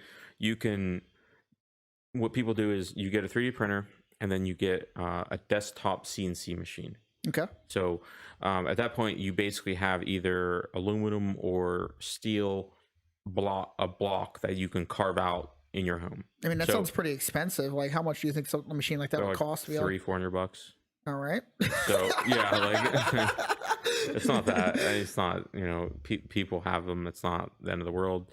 And there was a few, like I don't know what these people were thinking. They came out with one called the Ghost Gunner, and it was a desktop CNC machine that came preloaded with like AK receivers and stuff like that. And I was like, that'd be the dumbest thing in the world. Why would you name it Ghost Gunner of all things? Like, you know, it's just like, please shut me down. Seriously.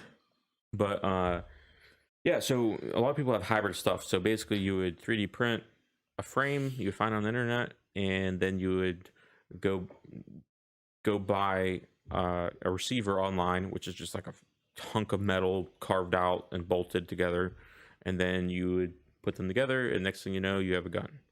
So how many shots are the best 3D printed guns capable of shooting before like completely becoming mush? I've seen ones that are like 200 to 300 plus. 9mm. Are they heavy? Or are they light? Or like, I don't know. Both. It depends. Well, they're like, polymer, so they can't be that heavy. They're not necessarily polymer.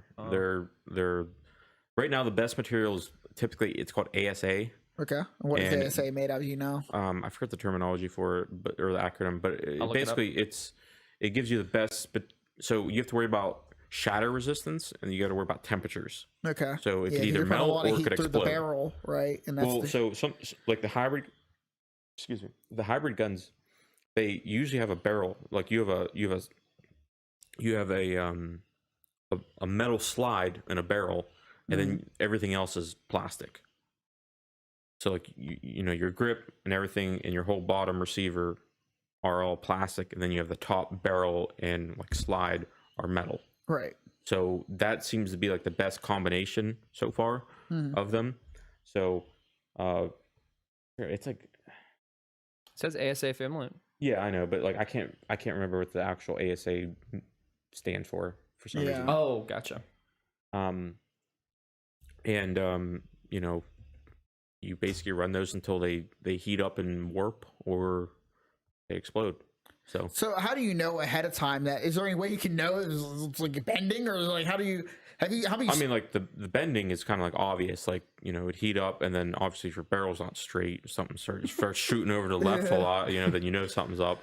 So are we at the point where we have to worry about 3D printed guns? I guess I should ask. Yeah, I mean, because somebody could, put together a fucking Mockingbird, has one bullet. Who cares? It still kills somebody. Yeah. I mean, who cares if it It's a explodes in problem their right hand? now. Yeah. That's what I'm saying. Like, I mean, sky's the limit. You could. Yeah, I guess the concern is for me is that, like, in America, like, it's very easy to get a gun. Well, not easy. I don't want to say, but still, legally or legally, it's like moderate. It's moderately, and then illegally, it's simple as walking on the street, and then so building one of these is as simple as going to Amazon. Yeah. So I mean, no matter what, you could buy a gun that kills somebody. America doesn't change the dynamic that much, I wouldn't think, or does it? Or do you think that changes the dynamic? I mean, so more discreetly, yes, because you could have somebody that is just like, I hate the world. I'm going to go shoot up some places. I don't have any money because maybe I'm not working. It fills a demographic, right? So that it fills the demographic of people that don't want people to know they're building a gun. And also they can't maybe afford to buy a gun. So then, that you're right. I mean, it's perfect for you. Is this something that is possible to regulate at all? Is there any way you unless can, you're regulating 3D printers and no, because so for example, I have a Bamboo Labs printer, which actually is Chinese based. So gotta turn it in. Yeah, get monitored. Every print you do. No, really. So they're gonna be printing while you're asleep. You're gonna print some those old like horror movies with the toys that like come alive and walk around. They're gonna activate all the printers in America at the same time. They're gonna print those toys. You walk around and be trying to kill you. Those 3D printed guns. Yeah, it's gonna get me. It's funny in the communities. So I mean, I think this stuff is interesting. So I'm not. I mean, it's not illegal. So I think in some states it actually is to well, no matter what, I believe that it's illegal to sell these. You cannot sell them by any means. You could, and so. Well, of course, the ATF needs their cut. Yeah. Right. But so you can. I don't know. I'm sorry. What topic were we on? We were talking about 3D printed guns. Yeah, no, I know that. But we were like diverging. You were attempting to pronounce this word. Yeah. Good luck. Acrylonitrile styrene acrylate. Oh. Tim, you're up. No thanks. I can say that, but I can't say the other word I was trying to say. Like filaments. No, filament. Or whatever the fuck. I don't know what the fuck it was. But yeah, I do think this is it's I guess a danger. It's very creative, and I do like it because it's very. I don't know, engineering-esque, you're building stuff. Yeah, I mean, that's creativity. 3D printed guns is just the beginning. You can create, I'm sure, all kinds of devices of war or mass murder from these things. You can get, you could buy the, did somebody say something? Yeah, you want to read off what you got there. I'll read it for a turn to say. You want to read it off, Dave? Sure. Daddy is Killing says, it was so much simpler in the 80s. No printer needed. Just a pair of calipers and a trip to the hardware store / plumbing department. Size of your ammo determines what you're shopping for. Never need to stop ghost guns. Never going to stop ghost guns. Yeah, but the issue with that is that you're logging all that information on a receipt at Lowe's. I guess, yeah. Right? But I know. Yeah, but nobody's checking that either. I mean, but they can, though. You That's the thing. You have a lot of 5.56 size pipes here. It's like, what are you up to? I don't care. I'm making $7.50 an hour. Get the fuck out. Yeah, but that's an interesting take because they're not going to pay people enough that are going to care about people buying pipes that are going to turn to a pipe bomb. No one cares. Yeah. You're there to get done and leave. Well, how do you tell the difference between a legitimate buy versus a exactly what if buy? Well, if somebody's buying the exact, because so what's going to happen is people are going to post this online. They're like, you're going to need, 3 quarters. You're going to get TikToks on it. You're going to be doing fucking dances, and you're like, get my fertilizer. yeah, get some nails in this. It's like Gotta make that shit pop. it's gonna be like that. But that person said on there. So I actually literally just looked at this. And some guy made it was like a machine gun, and I believe it actually fired more rounds per minute than a grease gun, or is that the actual term? I can't remember if that's a grease gun is the one that he made, and then it actually fired more rounds per minute than the legitimate LMG that he was copying. Really? And then they confiscated it and they banned it. So like, I don't know how he let that go out of control, but like they knew about it. Someone patched that fucking quickly. Yeah, the grease gun is just like, I think just like That's an actual grease gun. I'm gonna find us a real one. Hold on, let me take this off. So yeah, that's like what we use at McDonald's to grease the grills. Like we need like that shot more 5.56. that grill was a 7.62, I think. What caliber is your deep fryer, McDonald's? Oh man, that's so good. But yeah, I wanted to know a little bit about the 3D printing stuff and what you knew about it. I love it because it's so. I mean, sky's the limit with 3D printing. So yeah, I mean, it's really going to be the trend, like moving forward. Like eventually, you're probably going to have to buy just like I know you already have to buy the designs or whatever else online. Well, I mean, or you can make them. Yeah, I mean, like with like delivery, like they might just have it, just like the person doesn't actually know how to operate 3D printers. I mean, they do, but like they just be in your house and it just prints whatever object it is you bought, right? So 3D printers, so I started probably about like 3 years ago. I started with the Artillery Sidewinder X2. And so I can say that was like that and Enders are, in my experience, are definitely the tinkering 3D printer. You don't just buy them and slap them together and they're, you're printing like Boba Fett helmets. You're not doing that by any means, stretch of imagination. It takes hours upon hours of research and learning every well, not even modeling. Say somebody printed one, has the file ready. You got to tune your printer to print that fucking right, which is not a walk in the park. Yeah. Because maybe your printer's just tuned differently, or maybe something's different. So not everything's gonna be one-to-one. Crazy, because like you would think that just like all these technologies, like how is it that every single technology has just like such a high ceiling? You just want people to just like buy a 3D printer and be like, I want to print this, and it's like that's all you have to do. But you have to learn so much just to make it. That's where the Bamboo Labs came into play for me. So I got so tired. I bought, I had like 3 or 4 different 3D printers, and I got to the point where I was so tired of tweaking. So I would print something fine. It would take me like 7 hours to tune it, to get it to come out right. Well, I wouldn't print something for a week, and then it was just like everything went out the window. Everything, nothing worked. Nothing worked. So yeah, sort of like stream settings. I just bought a Bamboo Labs printer, and that is the closest thing I've ever had to it just fucking works I've ever had in my life. Like, that's nice. Like to me, it's like as if I printed something before and I know it's gonna print, I set it, I fucking leave. Like it works. That's before I was babysitting it, I had a webcam set up so I could like go watch YouTube while I was you're printing. Washing your backyard for fucking deer. Yeah, seriously, it was like stressful because I was like I never knew if it was gonna print right, if it was gonna fail, and then every time it fails, that's technically more money and stuff like that. So like a Bamboo Labs, I spent a lot of money on it, but like whatever I put in there, it prints. Yeah. Like it's done. I can pretty much guarantee it's gonna work. Interesting. And okay, so looping back to the TikTok discussion, what really bothers me is, again, that's a Chinese invention. And what frustrates me is that we have these brilliant people over in China and their work is pretty much completely invalidated because our two governments want to fight with each other. And really, I would argue probably China's more wrong a lot of times than America. Yeah, of course, I'm an American. Well, I mean, for human rights, humanitarian speaking, I think we're a little bit better. I mean, better than them. I mean, we're not actively genociding people right now. Yeah, so we could say that. Yeah. As far as I know, at least right now. Give me 8 years ago, Iraq, but in Afghanistan. And I do agree with that because I guess even if somebody does come up with a great invention there, it's going to be utilized in warfare and probably some capacity. Not saying that it belongs to the state. Stuff like that, yeah. But what other choices China have if they want to be like the next superpower? But I mean, they basically are a superpower, and like we could all just be kind of chill, right? I mean, like that's one thing I don't understand. Like, what's the point? Like, it's more so about who wants to own what, and it comes down to political prowess and money.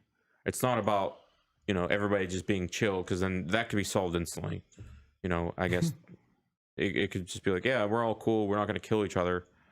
You know, And meanwhile, yeah, like, but it's not. It's like, I want your territory. I don't want, you know, I'm gonna slaughter my people if I want to. And it's like that kind of stuff. It's not just like, yeah, we're all pretty cool. What do you need? We'll help out. It's not like that. It's more, you know, I want to rule over you. You do what I say, or I'll kill you. very frustrating. Yeah. So I wish that we could move past that stuff, and I hope that like I wish that I spoke different languages. You like look at all these other people from other countries, and they like learn English as a requirement, right? I do, and that's one thing I am kind of. So I am jealous of them in that aspect, but like, I don't think it's always because they're just trying to learn other languages. I think because they know, you know, English is just a primary. The U.S. is a superpower in the world. So Yeah, I mean, like even they're to gonna fly learn like a plane, you have to know English to fly planes internationally, yeah, which is crazy. yeah, and yeah, I mean, yeah, I agree. So yeah, I mean that was a very interesting take on ghost guns. I hope people will learn some stuff about it. If somebody wanted to make a ghost gun from start to finish, how long do you think it would take them to like learn how to use a printer? Like how much do you think it would cost them to make a ghost gun from scratch of zero 3D printing prior knowledge? So like if you had to buy the printer, Buy the printer, get the STL file. so the STL files cost like $20. You want a good one. Right. You know, Bamboo Labs, carbon with the knot, everything. That's like $2,100. So you're probably, and then filament, and say you're building a hybrid, so you're going to buy the metal parts, probably like $2,400. Because that puts you on the map. That puts you. I mean, I'm talking you can complete produce 3D them. printed. Yeah, that means you could produce them at that point, not just buy one. You I'm can, talking. The reason I asked you this question, I'm looking at it from just like in the next 10, 20 years. You have, you know, active shooters are a very common occurrence in America. It's a very big concern for people. And is it only going to get worse with 3D printed guns, where people having this access to this kind of stuff and it being, you know, as readily available as any other technology? How hard is it? I'm really trying to get to is how hard is it for some layman to just get on there and make one? I mean, they're gonna. I mean, you can't just show up and just let it go. Like you mean just like, even if you bought all that stuff, so you bought that stuff, you can't just like plop it in and expect it to work. You know, there are some things that you got to tweak and figure out. So like you got to do some research. You got to, I mean, I don't know. So you have to be extremely driven to even just get it going. I can't say extremely driven, but you have to be driven. I mean, you can't just expect it to work and plop out a gun, you know? Yeah, I mean, you have to. Unfortunately, probably those are going to be the people that want to do it. Yeah. So is what I could say. Yeah, I mean, a lot of these, just monitoring, just generically active shooter mentalities, they take the easier route when it comes to like however they can go about, you know, killing people or whatever else. I just making sure that it's not a concern that people need to be worried about, at least right now or maybe in the next 20 years. Do you think it is a concern for people in that regard, or do you think it's just another aspect for people to, you know, produce guns and for like promote their constitutional rights, whatever you may have it? I mean, so if you're trying to build the Mockingbird, I mean, that's pure plastic, I think, with like one pin, a couple pins maybe. Yeah. So like that'd be the easiest. That's like probably like a 4-hour print on a decent printer. Yeah, time is really the object, because for me it's like, I don't like me if I'm not trying to like sell shit, like I don't really care. Well, yeah, how long but it I'm takes, saying like, right? okay, like if say I went to the store and I went to Micro Center, I bought a Bamboo Labs, I bought some ASA, and I bought the hardware kit online for this gun. Right. You know, you could be out the door pretty soon, you know, with it.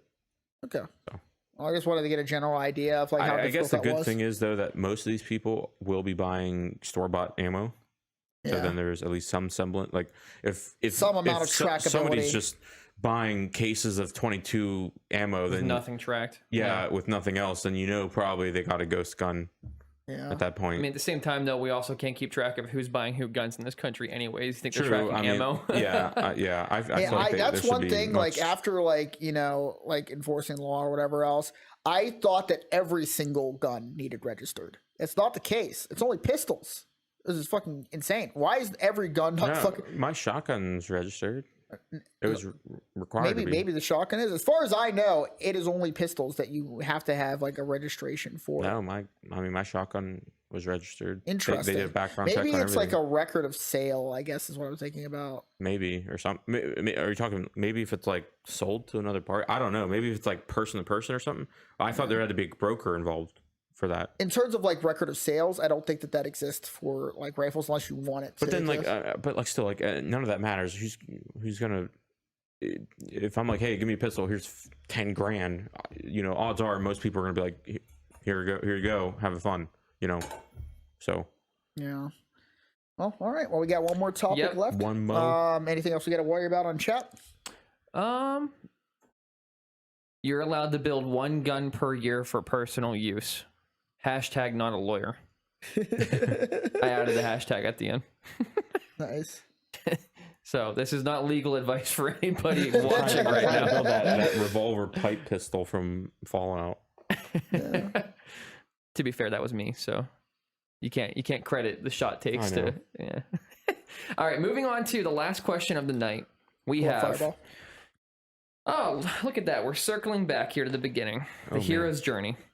What are some legitimate reasons to use the dark web, and does it serve a function outside of criminality? So there's actually people that utilize it for like normal use. Define. Why? Like, what are you going to do with it? message boards and stuff like that. So and- they get on. They go on the Onion, or Tor browser or whatever the fuck it's called. Not the Onion. It's a fucking meme site. Anyway, they go on Tor browser. Go on. They boot up fucking Google Chrome on their Tor browser, and then they get on Facebook. What does that mean? Like normal use shit. You might like Facebook. Have you tried it with onions before? That's a good question. So I've seen people just go on there and like literally talk. Like, they go on message boards and just talk. But like, It's a meme, though. What are you benefiting from doing that? well, so like Dave is very, very adamant about this question. Oh, really? He Yeah. wants some Did he real do it? I answers. messaged him and I was did. like, He's you like danced created- around this bitch last time. Yeah, Chance danced around us on this episode that doesn't So- exist a whole bunch. So we're getting a real answer. Okay, so this time. what is your direct question? Just talk to me, man to man. Is there Chance? Yes. Is there any actual legitimate use for the dark web, or is it just bad actors or people who could just go do it somewhere else? The whole point of the deep web, whatever, is to be, anonymous and stuff, whatever it may be. So if you're on there, you want secrecy of some sort. So either, even though they may be doing normal things, it may be that they don't want, they don't like, there's people that just don't like being tracked. That go through that whole thing. That So- comes like the incognito modes type stuff, and people getting VPNs. Some people get VPNs because they just don't like being tracked, right? Like for example, I went to this one guy's house that and he wanted me to jailbreak his Mac and install like a latest update on it, like a whatever patch it was, whatever. And he's like, I use DuckDuckGo. He goes, I heard they don't like report stuff to like the government or something. And I'm like, well, not exactly, but like, I guess they're more of the secure, like private versions. they of are most reputable for that. Yeah. I will say. So, he's like, yeah, I worked for the Navy and all this stuff, and I worked on submarines and all that. And he's like, yeah, I just don't like people looking at all the stuff I do. And well, naturally, I'm like, okay, like, are you a pedophile, or like, what am I, like, what do I have to search, like, rip apart your computer? Right. But like, some people are like that. They just don't. People do like their privacy, and they don't. You don't really have to question that a lot of the time.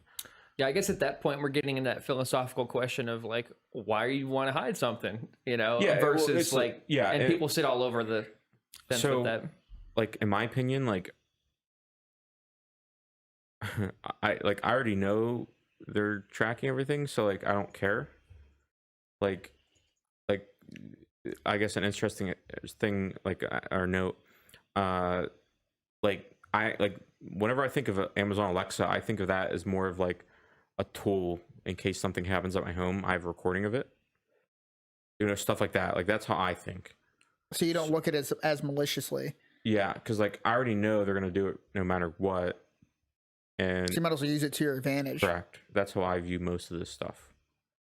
And like I mean, like if I was gonna do like stuff like like sell ghost guns, like I sure as hell wouldn't be doing it like any trackable way, like or make it as difficult as possible for somebody to track me,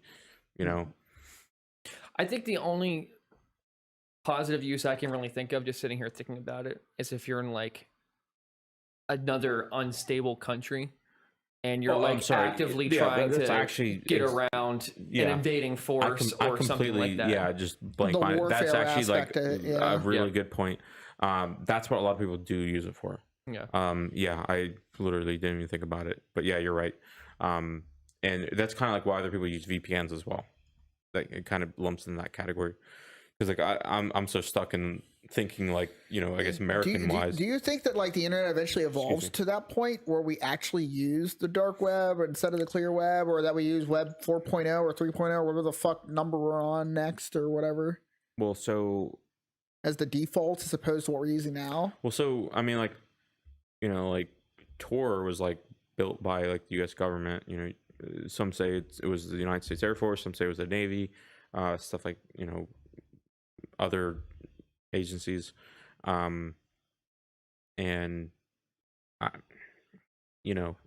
it's all used for different things. Originally, that like Tor was used for like cryptographic communications, secretive stuff. So how and why it got into the hands of everybody else, I don't know. I read about it probably like a decade ago.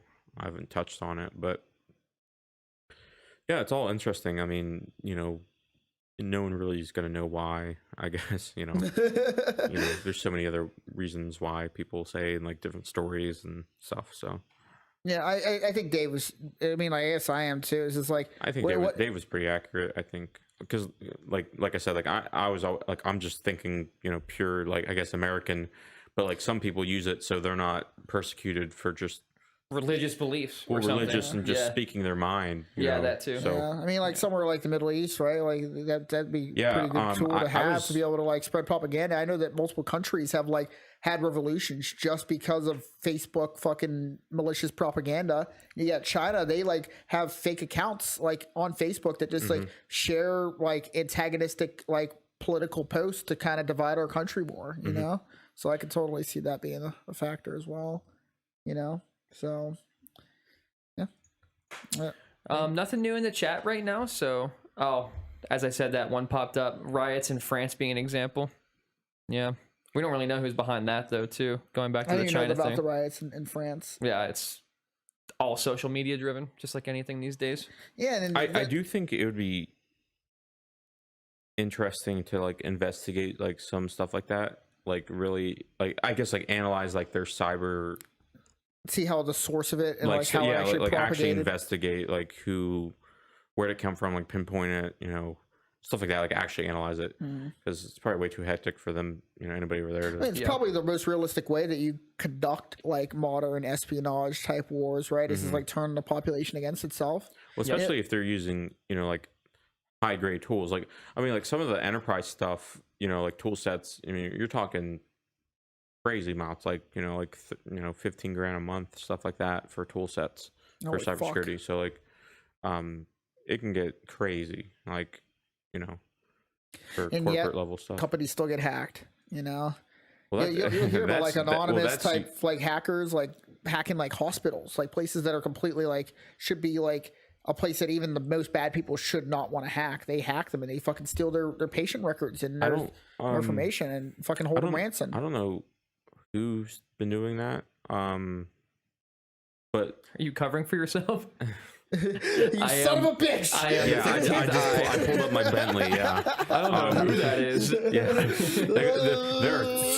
they're definitely handsome and good looking. And Definitely don't look like Ellen and DeGeneres. super intelligent. You definitely don't want to fuck with them. They have a sick ass sweater on. Have we seen this sweater yet? I don't think. The camera wasn't good. Here, I'm gonna try to. Oh, I can't. It's broken. What's broken? Go to that camera. What do you want to Can't do? move it. There you go. It's a pug. You can't tell. It just looks like a It's Chris's pug. effed up face. There you go. Actually, looks handsome. Yeah. What's his name?